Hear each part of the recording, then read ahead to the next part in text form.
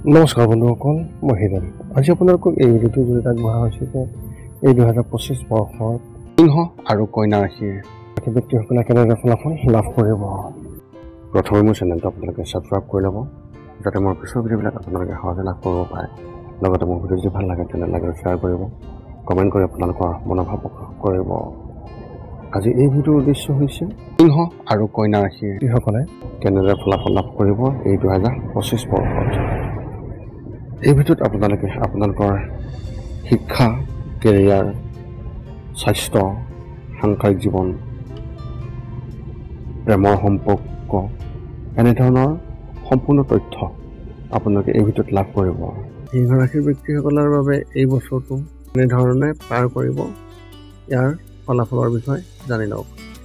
সৰ্বপ্ৰথম অৰ্থনৈতিকৰ ক্ষেত্ৰত আগবঢ়াইছোঁ। সিংহ ৰাশিৰ ব্যক্তিসকলৰ এই 2025 বৰ্ষত এওঁলোকৰ ভৱিষ্যতবাণী অনুসৰি 2025 বৰ্ষটো আৰ্থিকভাৱে আপোনাৰ বাবে এক অগ্ৰগতিৰ বছৰ বুলি প্ৰমাণিত হ'ব পাৰে। বছৰৰ আৰম্ভণিতে ৰাহু অষ্টম স্থানত আৰু মংগল গ্ৰহ দ্বাদশ স্থানত থাকিব আপোনাৰ খৰচ বৃদ্ধি কৰিবলৈ। কিন্তু মে' মাহত দেৱগুৰু বৃহস্পতি একাদশ স্থানত প্ৰৱেশ কৰিব আৰু ৰাহু মহাৰাজেও অষ্টম স্থানৰ পৰা স্থানান্তৰিত হ'ব সপ্তম ঘৰলৈ।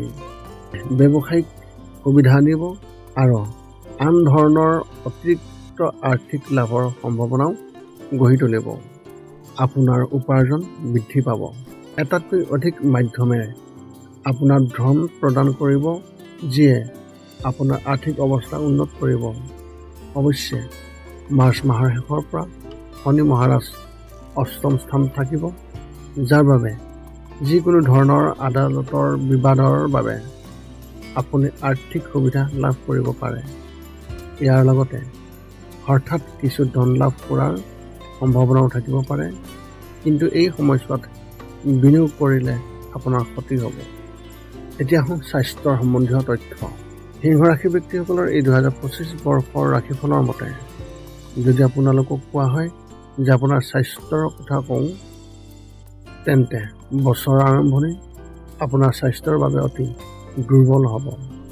পঞ্চম স্থানত সূৰ্য, সপ্তম স্থানত শনি আৰু শুক্ৰ, লগতে দ্বিতীয় স্থানত কেতু আৰু অষ্টম স্থানত ৰাহু আৰু দ্বাদশ স্থানত মংগল গ্ৰহে আপোনাক স্বাস্থ্যজনিত সমস্যাৰ সৃষ্টি কৰিব, য'ত আপুনি জুৰুলা হৈ পৰিব পাৰে। কিন্তু আপোনাৰ সদিচ্ছাৰ শক্তিৰ বলত আৰু ৰোগ প্ৰতিৰোধ ক্ষমতা এই সকলোবোৰ সমস্যাৰ পৰা হাত সাৰিবলৈ আপুনি সফল হ'ব পাৰিব। বছৰৰ দ্বিতীয়াৰ্ধ আপোনাৰ বাবে তুলনামূলকভাৱে অধিক অনুকূল হ'ব, কাৰণ ৰাহু সপ্তম স্থানত প্ৰৱেশ কৰিব। মংগল গ্ৰহৰ দ্বাদশ স্থানৰ পৰা ওলাই আহিব আৰু বৃহস্পতি একাদশ স্থানত আহিব। আপোনাৰ স্বাস্থ্যজনিত সমস্যা হ্ৰাস পাব পাৰে, কিন্তু শনি তাতেই থাকিব বছৰটোৰ ভিতৰত অষ্টম ঘৰত। গতিকে আপুনি আপোনাৰ স্বাস্থ্যৰ যত্ন ল'ব লাগিব। সৰু সমস্যা এটাক আওকাণ কৰিলে আপোনাৰ বাবে সমস্যা হ'ব পাৰে, গতিকে আপুনি তৎক্ষণাত চিকিৎসাৰ বাবে আগবাঢ়ি যোৱাটো অতি ভাল হ'ব। এতিয়া আপোনালোকক আগবাঢ়িছোঁ আপোনালোকৰ কেৰিয়াৰৰ সম্বন্ধীয় তথ্য। সিংহ ৰাশি ব্যক্তিসকলৰ এই 2025 বৰ্ষৰ মতে যদি আপোনালোকক আপোনাৰ কেৰিয়াৰ কথা কওঁ, তেন্তে কৰ্মৰত ব্যক্তিসকলে ভাল সুবিধা পোৱাৰ সম্ভাৱনা থাকিব আৰু আৰম্ভণিতে দশম স্থানৰ অধিপতি শুক্ৰ মহাৰাজ সপ্তম স্থানত থাকিব। লগতে শনি মহাৰাজ যি ষষ্ঠ স্থানৰ অধিপতিও আৰু দেৱগুৰু বৃহস্পতি আপোনাৰ দশম স্থানত থাকিব, যাৰ বাবে আপোনাৰ অভিজ্ঞতা। ইয়াৰ পিছত বৃহস্পতি মহাৰাজ একাদশ স্থানত থাকিব, যাৰ বাবে আপোনাৰ কৰ্মক্ষেত্ৰত কঠোৰ পৰিশ্ৰম বৃদ্ধি পাব। কিন্তু লাহে লাহে আপুনি পুৰস্কাৰ পাব আৰু আপুনি পচন্দৰ স্থান পাব। বছৰৰ শেষৰ মাহবোৰত সফলতা লাভ কৰিব। বছৰৰ মাজভাগত কামৰ লগত জড়িত ভ্ৰমণৰ সুযোগ থাকিব। ব্যৱসায় কৰা ব্যক্তিসকলৰ বাবে বছৰৰ আৰম্ভণি বহুত ভাল হ'ব। শনি আৰু শুক্ৰ মহাৰাজৰ কৃপাত আপুনি সুদূৰ প্ৰবাসী ফলাফল পাব, যাৰ বাবে ব্যৱসায়ত আহি থকা কিছুমান নতুন প্ৰত্যাহ্বান এতিয়া আঁতৰি যাব আৰু ব্যৱসায়টো আগবাঢ়ি যাব। এইবাৰ ব্যৱসায়ৰ ক্ষেত্ৰত বিশেষ লাভৰ সম্ভাৱনা থাকিব পাৰে। যিকোনো ধৰণৰ আইনী জটিলতাৰ পৰা হাত সাৰিবলৈ আপুনি চেষ্টা কৰাটো অত্যন্ত প্ৰয়োজন। এতিয়া আপোনালোকক শিক্ষাৰ সম্বন্ধীয় তথ্য আগবঢ়াইছোঁ। যদি আপোনালোকক এই সিংহ ৰাশিৰ ব্যক্তিসকলৰ অৰ্থাৎ যিসকল ছাত্ৰ ছাত্ৰী তেওঁলোকৰ কথা কওঁ, তেন্তে বছৰৰ আৰম্ভণি আপোনাৰ বাবে খুবেই ভাল হ'ব। ডিগ্ৰী লৈ থকাসকলে কেম্পাছত ইণ্টাৰভিউত সফলতা লাভ কৰিব আৰু এওঁলোকে চাকৰি পাব পাৰে। পঞ্চম স্থানৰ অধিপতি বৃহস্পতি মহাৰাজ বছৰৰ আৰম্ভণিতে দশম স্থানত থাকিব আৰু তাৰপিছত মে' মাহত তেওঁ আপোনাৰ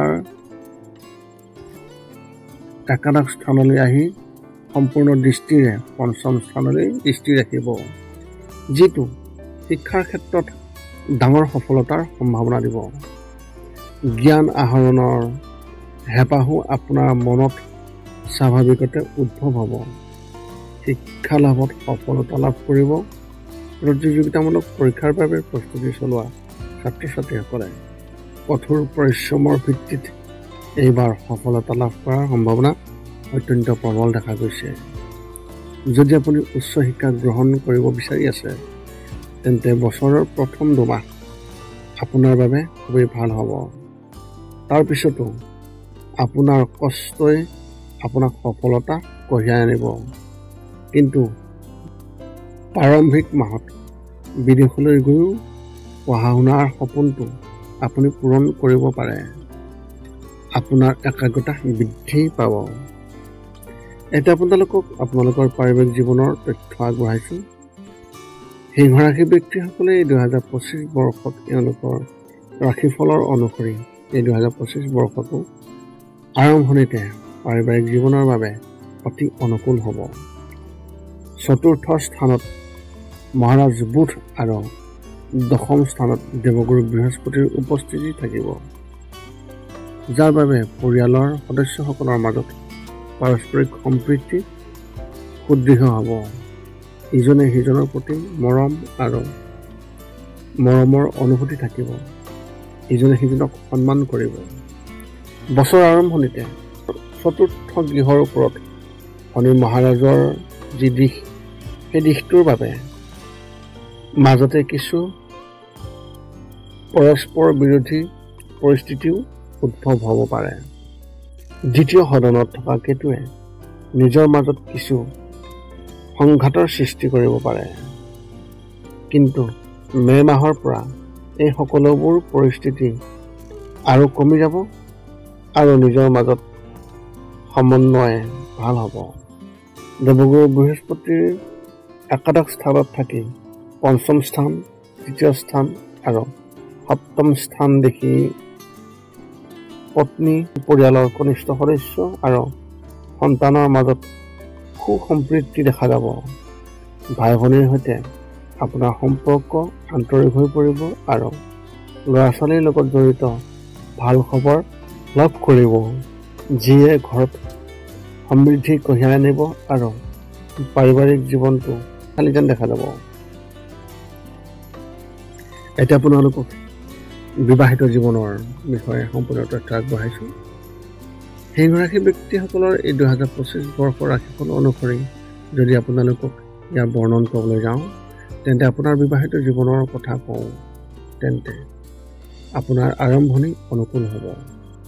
আপোনাৰ আৰু আপোনাৰ জীৱনসংগীৰ মাজত সম্প্ৰীতি থাকিব। ইজনে সিজনৰ মতামত বুজিব আৰু গুৰুত্ব দিব। প্ৰেম আৰু ৰোমাঞ্চৰ সম্ভাৱনাও বিশেষভাৱে থাকিব। আপুনিও আপোনাৰ পত্নী বা স্বামীৰ সৈতে দীঘলীয়া ভ্ৰমণ কৰিব পাৰে।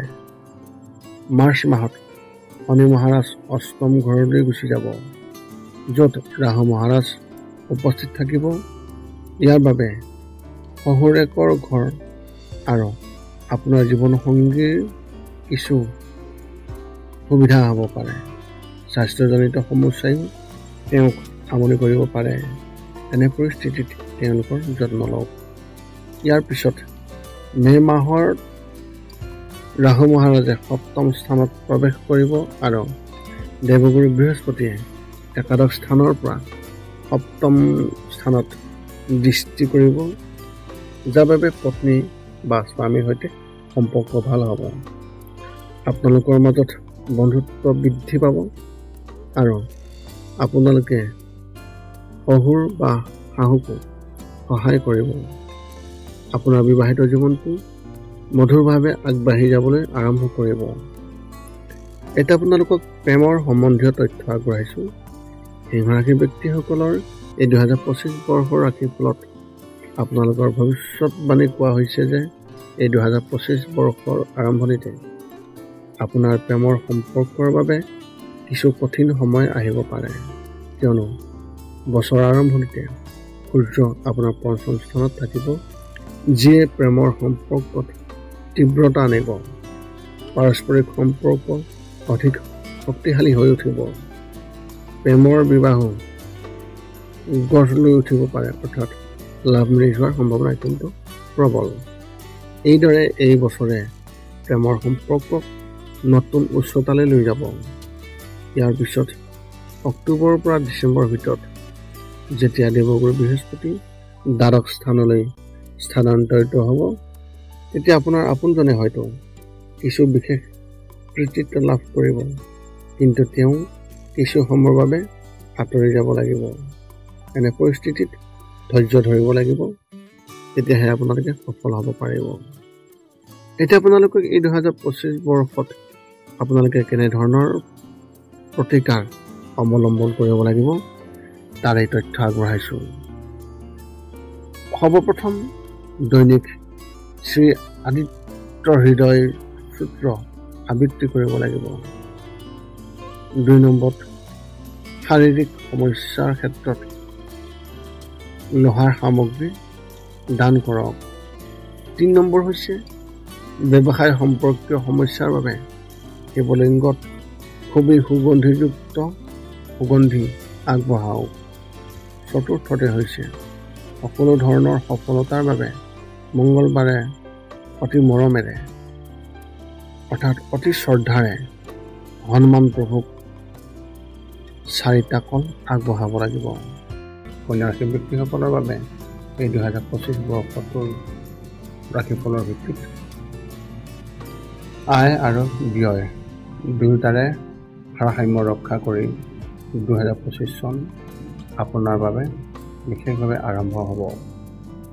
বছৰৰ আৰম্ভণিতে মংগল মহাৰাজ একাদশ স্থানত আৰু বৃহস্পতি মহাৰাজে নৱম স্থানত আপোনাৰ আয় বৃদ্ধি কৰাৰ বিপৰীতে শনি মহাৰাজে শুক্ৰ মহাৰাজৰ সৈতে ষষ্ঠ স্থানত বিশেষভাৱে বহি থাকিব আৰু আপোনাৰ খৰচ বৃদ্ধিৰ দিশত ইংগিত দিব। এনে পৰিস্থিতিত আয় আৰু ব্যয় এই দুয়োৰে মাজত বিশেষভাৱে ভাৰসাম্য ৰক্ষা কৰাটো আপোনাৰ বাবে প্ৰয়োজনীয় হ'ব। মে' মাহত যেতিয়া বৃহস্পতি মহাৰাজ দশম ঘৰলৈ আহি দ্বিতীয় ঘৰত দৃষ্টি ৰাখিব, তেতিয়া আপোনাৰ বেংক বেলেঞ্চ বাঢ়ি যাব। কিন্তু মে' মাহত নিজেই কেতু মহাৰাজ আপোনাৰ দ্বাদশ স্থানলৈ আহিব, যিয়ে আপোনাৰ অপচয় কৰিব, অপ্ৰয়োজনীয় খৰচ বৃদ্ধি কৰিব। এনে পৰিস্থিতিত আপুনি সাৱধানতা অৱলম্বন কৰিব লাগিব। অৱশ্যে ধন সম্পৰ্কীয় সমস্যাটোৱে আপোনাক অসুবিধা দিব পাৰে।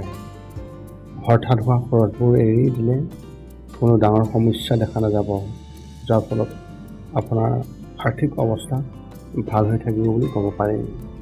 এতিয়া আপোনালোকক স্বাস্থ্যৰ ক্ষেত্ৰত বিশেষ তথ্য আগবঢ়াইছোঁ। কন্যা ৰাশি ব্যক্তিসকলৰ এই 2025 বৰ্ষৰ ৰাশিফলৰ অনুসৰি বছৰ আৰম্ভণিতে আপোনাৰ ৰাশিত কেতু মহাৰাজ আৰু সপ্তম স্থানত ৰাহু মহাৰাজ আৰু আপোনাৰ ষষ্ঠ স্থানত শুক্ৰ মহাৰাজ আৰু শনি মহাৰাজ উপস্থিত থাকিব। এই সকলোবোৰ গ্ৰহৰ অৱস্থানে আপোনাৰ স্বাস্থ্য দুৰ্বল কৰাৰ কাম বিশেষভাৱে আগভাগ ল'ব, যিয়ে স্বাস্থ্য সম্পৰ্কীয় সমস্যাৰ সৃষ্টি কৰিব পাৰে। চকু আৰু ভৰিৰ লগত জড়িত কোনো ধৰণৰ সংক্ৰমণ বা সমস্যাই আপোনাক অশান্তি দিব পাৰে। কিন্তু ভাল কথাটো হ'ল যে পঞ্চম দৃষ্টিৰ পৰা নৱম স্থানত বহি থকা গুৰু আপোনাৰ ৰাশিৰ ফালে দৃষ্টি ৰাখিব, যিয়ে আপোনাক বাহিৰলৈ ওলাই অহাত সহায় কৰিব আৰু এই সকলোবোৰ সমস্যা নাশ কৰিব। বছৰৰ দ্বিতীয়াৰ্ধত ৰাহু মহাৰাজ ষষ্ঠ স্থানলৈ আৰু শনি মহাৰাজ সপ্তম স্থানলৈ আৰু বৃহস্পতি মহাৰাজ দশম স্থানলৈ আহিব আৰু জুলাই মাহত মংগল মহাৰাজ আপোনাৰ ৰাশিত থাকিব। বছৰৰ দ্বিতীয়াৰ্ধত ৰাহু মহাৰাজ ষষ্ঠ স্থানলৈ, শনি মহাৰাজ সপ্তম স্থানলৈ আৰু বৃহস্পতি মহাৰাজ দশম স্থানলৈ আৰু জুলাই মাহত মংগল মহাৰাজ আপোনাৰ ৰাশিত থাকিব। এই সময়ছোৱাত আপুনি আপোনাৰ স্বাস্থ্যৰ বিশেষ যত্ন ল'ব লাগিব। জুলাইৰ পৰা ক্ৰমান্বয়ে স্বাস্থ্য উন্নতি হোৱাৰ সম্ভাৱনা থাকিব। এতিয়া আপোনালোকৰ কেৰিয়াৰ সম্বন্ধীয় তথ্য আগবঢ়াইছোঁ।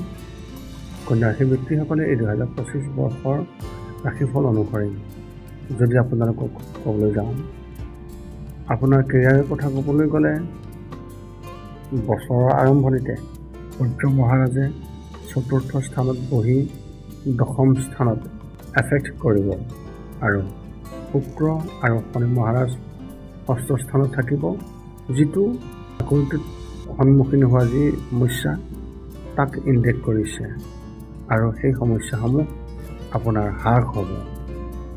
চৰকাৰী খণ্ডৰ পৰা লাভৰ সম্ভাৱনা থাকিব। আপোনাৰ ঊৰ্ধ্বতৰ বিষয়াৰ সৈতে আপোনাৰ ঘনিষ্ঠতা বৃদ্ধি পাব আৰু আপোনাৰ সৈতে কাম কৰা সহকৰ্মীসকলে বুধৰ কৃপাত আপোনাৰ পক্ষত থাকিব, যিয়ে আপোনাক ভাল প্ৰদৰ্শন কৰাত সহায় কৰিব। বছৰৰ দ্বিতীয়াৰ্ধত দশম স্থানত বৃহস্পতি গ্ৰহ উপস্থিতিৰ বাবে পৰিস্থিতিৰ উন্নতি হ'ব বুলি আশা কৰিব পাৰি, যদিও অতিমাত্ৰা আত্মবিশ্বাসৰ বলি হোৱাৰ পৰা আঁতৰি থাকিব লাগিব। ব্যৱসায় কৰা ব্যক্তিসকলৰ কথা ক'বলৈ গ'লে যিমান দূৰলৈকে আলোচনা কৰি আপোনাৰ কাম সম্পূৰ্ণ কৰিব আপোনাৰ কাৰণে সিমানেই ভাল। বছৰৰ শেষৰ ফালে যেতিয়া শনি সপ্তম স্থানত থাকিব, তেতিয়া দীৰ্ঘম্যাদী লাভ আৰু আগ্ৰহৰ কথা মনত ৰাখি ব্যৱসায়িক যোগাযোগ স্থাপন কৰিব লাগিব আৰু সেই অনুসৰি আগবাঢ়ি যোৱাটো অতি লাভজনক হ'ব বুলি প্ৰমাণিত হ'ব। এতিয়া আপোনালোকক শিক্ষাৰ সম্বন্ধীয় তথ্য আগবঢ়াইছোঁ। কন্যা ৰাশি ব্যক্তিসকলৰ এই 2025 বৰ্ষৰ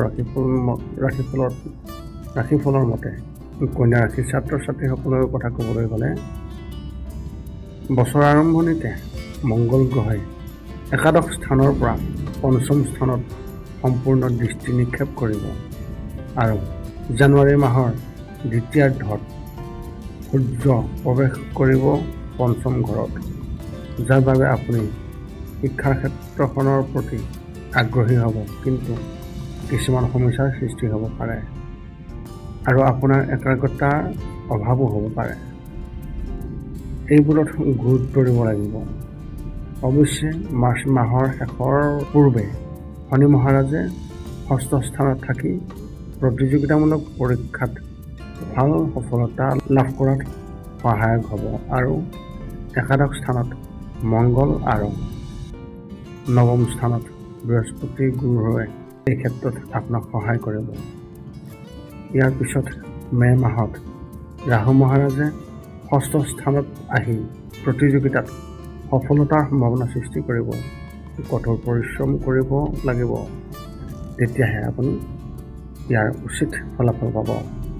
উচ্চ শিক্ষা গ্ৰহণ কৰা ছাত্ৰ ছাত্ৰীসকলে বছৰৰ আৰম্ভণিতে কিছু কঠিন প্ৰত্যাহ্বানৰ সন্মুখীন হ'ব লাগিব। বছৰৰ শেষৰ ফালে তুলনামূলকভাৱে অনুকূল হ'ব। এতিয়া আপোনালোকৰ পাৰিবাৰিক জীৱনৰ তথ্য আগবঢ়াইছোঁ। কন্যা ৰাশি ব্যক্তিসকলৰ এই 2025 ৰাশিফলৰ মতে 2025 বৰ্ষটো আপোনাৰ পাৰিবাৰিক জীৱনৰ বাবে খুবেই ভাল হোৱাৰ সম্ভাৱনা আছে। বছৰ আৰম্ভণিতে সূৰ্য মহাৰাজ চতুৰ্থ স্থানত থাকিব, যাৰ বাবে কিছু সমস্যাৰ সৃষ্টি হ'ব পাৰে। আৰু চতুৰ্থ দিশৰ পৰা দ্বিতীয় স্থানৰ যি দিশ, সেই দিশ দিব, যাৰ বাবে আপোনালোকৰ কাৰ্যৰ ফলত সমস্যাৰ সৃষ্টি হ'ব পাৰে। আৰু মে' মাহত দেৱগুৰু বৃহস্পতি আপোনাৰ দশম স্থানত প্ৰৱেশ কৰি চতুৰ্থ ঘৰ আৰু দ্বিতীয় ঘৰ সম্পূৰ্ণ দৃষ্টিৰে চাব। আৰু ইয়াৰ লগে লগে আপোনাৰ পাৰিবাৰিক জীৱনত সুখ থাকিব। পাৰস্পৰিক সম্পৰ্ক আন্তৰিক হৈ পৰিব আৰু পৰিয়ালৰ বৃদ্ধ সদস্যৰ পৰা আশীৰ্বাদ লাভ কৰিব। আপুনি তেওঁলোকক সন্মান কৰিব আৰু তেওঁলোকৰ পৰাও মৰম পাব। শনি মহাৰাজে মাৰ্চ মাহৰ শেষৰ পৰা সপ্তম ঘৰলৈ আহি দশম ফালৰ পৰা আপোনাৰ চতুৰ্থ ঘৰ আৰু তৃতীয় ফালৰ পৰা নৱম ঘৰ দৃষ্টি দিব, যাৰ বাবে মাক আৰু দেউতাকৰ স্বাস্থ্যৰ কিছু অৱনতি ঘটিব পাৰে। কিন্তু ব্যস্ততাৰ বাবে আপুনি পৰিয়ালটোক কম সময় দিব পাৰিব। এই ক্ষেত্ৰত আপুনি গুৰুত্ব দিব লাগিব যাতে কোনো সমস্যাৰ সৃষ্টি নহয় আৰু পৰিয়ালৰ সদস্যৰ পৰা মৰম লাভ কৰি থাকিব। এতিয়া আপোনালোকক বিবাহৰ ক্ষেত্ৰত যি তথ্য, সেই তথ্য আপোনালোকক আগবঢ়াইছোঁ। কন্যা ৰাশিৰ ব্যক্তিসকলৰ এই 2025 বৰ্ষৰ ৰাশিফল অনুসৰি বছৰৰ আৰম্ভণিতে আপোনাৰ ৰাশিত কেতু মহাৰাজ আৰু সপ্তম স্থানত ৰাহু মহাৰাজ উপস্থিত থাকিব, যাৰ ফলত আপোনাৰ আৰু আপোনাৰ পত্নীৰ মাজত ভুল বুজাবুজিৰ সৃষ্টি হ'ব পাৰে, যাৰ ফলত অপ্ৰয়োজনীয় পৰিস্থিতিৰ সৃষ্টি হ'ব আৰু কাজিয়া আৰু তৰ্ক হ'ব পাৰে। কিন্তু আপোনাৰ ৰাশিৰ ওপৰত বৃহস্পতি মহাৰাজৰ পঞ্চম দিশৰ বাবে আপুনি আপোনাৰ বুদ্ধি আৰু জ্ঞান ব্যৱহাৰ কৰি সমস্যা সমাধানত সফল হ'ব আৰু আপোনাৰ বৈবাহিক জীৱন উন্নত কৰিবলৈ সক্ষম হ'ব। ইয়াৰ পিছত মে' মাহত ৰাহু ষষ্ঠ স্থানলৈ যাব, কিন্তু মাৰ্চ মাহত শনি মহাৰাজ আহিব সপ্তম স্থানলৈ। এফালে এই শনিদেৱে পৰিস্থিতি অলপ ভাল কৰি তুলিব আৰু আনফালে আপোনাৰ পত্নীক অধিক অকপট কৰি তুলিব। তেওঁৰ আচৰণ অলপ তিক্ত যেন লাগিব পাৰে, কিন্তু হৃদয়ত তেওঁ পৰিষ্কাৰ হ'ব। গতিকে এই সময়ছোৱাত তেওঁৰ পৰা শুনিবলগীয়া কথাবোৰ অলপ ভালদৰে বুজি লওক আৰু তেওঁলোকক স্বীকৃতি দিয়ক। আৰু যদি কোনো মতানৈক্য হয় তেন্তে আলোচনাৰ জৰিয়তে সমাধান কৰক। ইয়াৰ লগে লগে আপোনাৰ বিবাহিত জীৱন সুখেৰে আগবাঢ়িব। এতিয়া আপোনালোকক আগবঢ়াইছোঁ প্ৰেমৰ সম্বন্ধীয় যি তথ্য।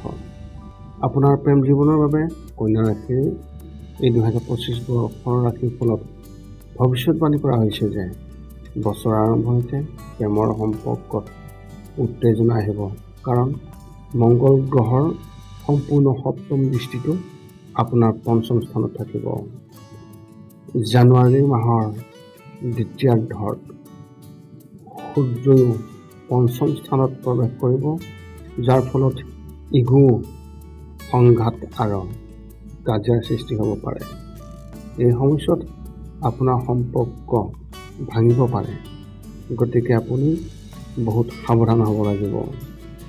যদিও ভাল কথাটো হ'ল যে বৃহস্পতি মহাৰাজৰ অমৃত সদৃশ যি দৃষ্টি, সেই দৃষ্টিয়ে হয়তো আপোনাৰ প্ৰেমক ৰক্ষা কৰিব আৰু ৰক্ষা কৰাত সফল হ'ব পাৰিব আপুনি। কিন্তু আপুনিও অলপ ধৈৰ্য ধৰিব লাগিব আৰু খৰখেদাকৈ কোনো কথা নক'ব আৰু শান্তভাৱে কাম কৰিব লাগিব। মাৰ্চ মাহৰ পৰা আপোনাৰ পঞ্চম ঘৰৰ অধিপতিও শনি মহাৰাজ সপ্তম স্থানলৈ গুচি যাব। এই সময়ছোৱাত আপুনি আপোনাৰ প্ৰিয়জনৰ লগত বিবাহ পাশত আবদ্ধ হ'ব পাৰে, অৰ্থাৎ প্ৰেম বিবাহৰো বিশেষ যোগ দেখিবলৈ পোৱা গৈছে।